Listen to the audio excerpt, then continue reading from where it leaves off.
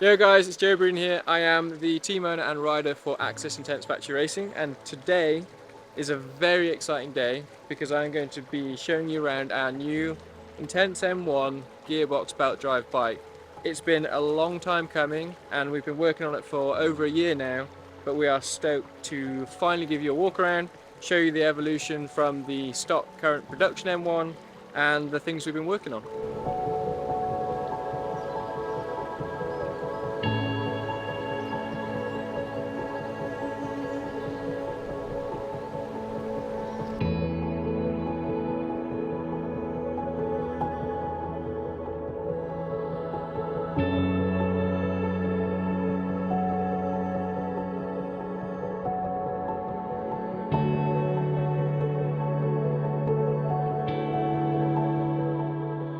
I've been with Intense for I think 4 or 5 years now, and about 3 of those first years was spent developing what is the current production M1, and we worked really hard with the team at Intense. We spent years perfecting the rear axle path, what we felt was perfect for the current state of our sport, the tracks and where we're at, and the kinematics of the bike, the suspension ultimately, how it works.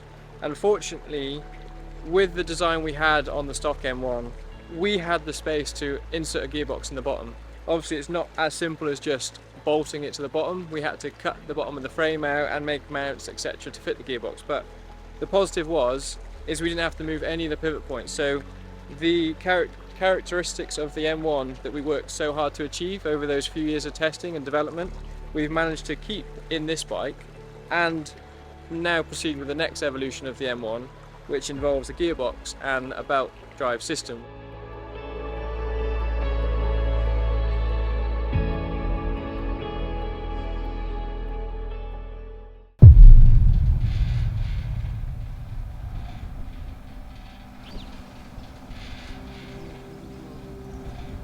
Stoutman has just finished prepping the Gearbox Belt Drive M1. We're going to go and run it on the racetrack, Fort William racetrack that we just raced on the weekend, so I know it really well, and it's going to be a really good direct comparison with the stock M1 because that's the bike I raced it on.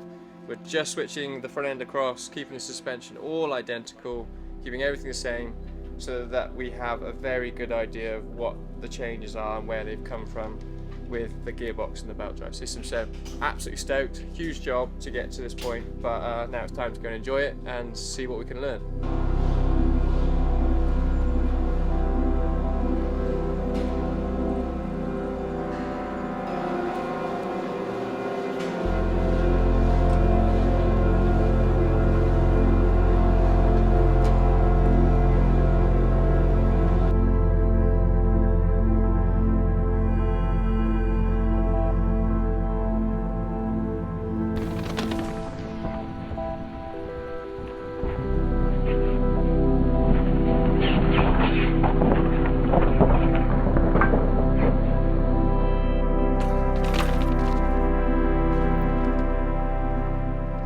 First run down a proper fast, rough World Cup track, and wow, honestly, just wants to go fast. I think that exceeded expectations, to be honest, which is super positive.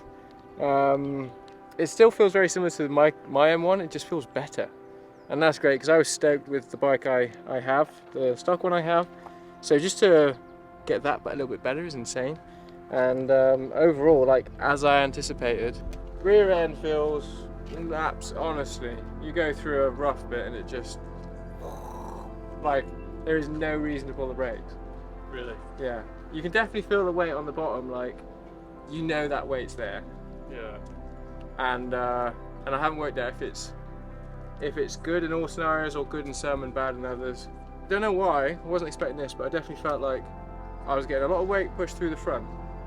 Right. I don't know if maybe going up in spring rate is a little bit too much, or if just for some reason having all that weight down there puts more weight through the front.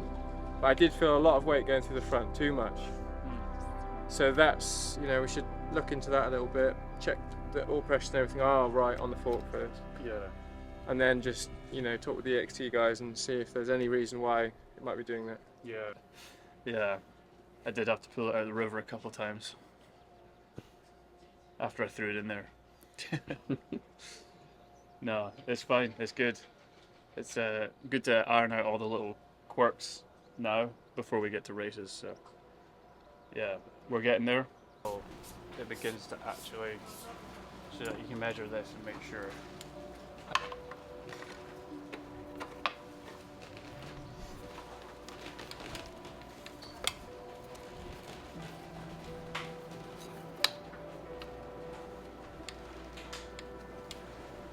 We are check the sag on the new bike, and we saw that the sag is on 24, and on the other frame we are near 27. So we decided to change the spring, and we use the 475, not 500. So We are now it's looking gonna be to more balancing better the bike, because now is the weight is on the front, a lot on the front. It's better to balance the bike on the rear. With this modification, we are looking to adjust the bike like the old version of the frame.